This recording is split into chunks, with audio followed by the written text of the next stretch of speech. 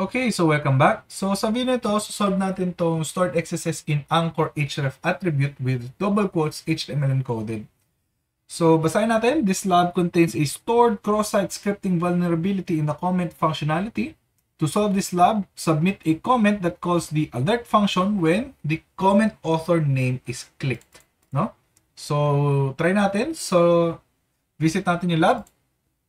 So hanapin natin yung comment functionality, and alam natin nasa loob siya ng isang blog post. So punta tayo sa isang post and scroll down tayo. Meron tayong comment functionality dito. Okay, so yung comment, lagyan natin ng values.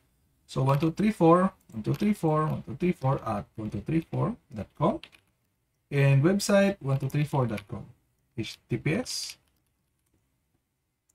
and lagyan din natin ng quotes, no? So, alam natin na ine-encode daw niya yan. So, testingin natin.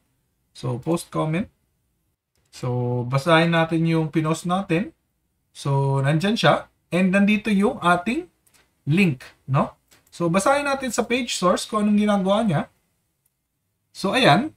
Meron kang a tags, id author, href. Then, ito yung URL na input natin. And then, ito yung ating nasa comment, no? So, nakikita natin na yung quote ay na HTML encode.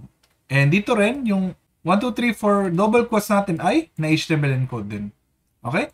So, meaning nito is hindi natin pwedeng gawin na gumawa ng sariling tag natin.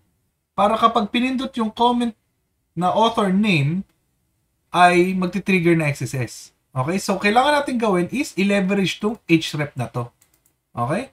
And remember, pwede tayong maglagay ng JavaScript alert. No? So, lagay natin name, email, at .com. And yung website, pwede natin gawin is JavaScript alert. Okay? So, post comment tayo. So, ayan, nasolve yung lab. Pero, pakita natin. Back to blog tayo.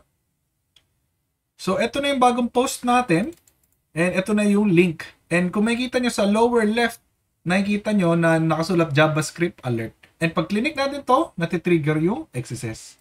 Pag tinignan natin sa page source, pag nag-scroll down tayo, makikita nyo na yung href natin ay JavaScript alert. Okay? So, hindi natin kinailangan gumamit ng double quotes. Okay?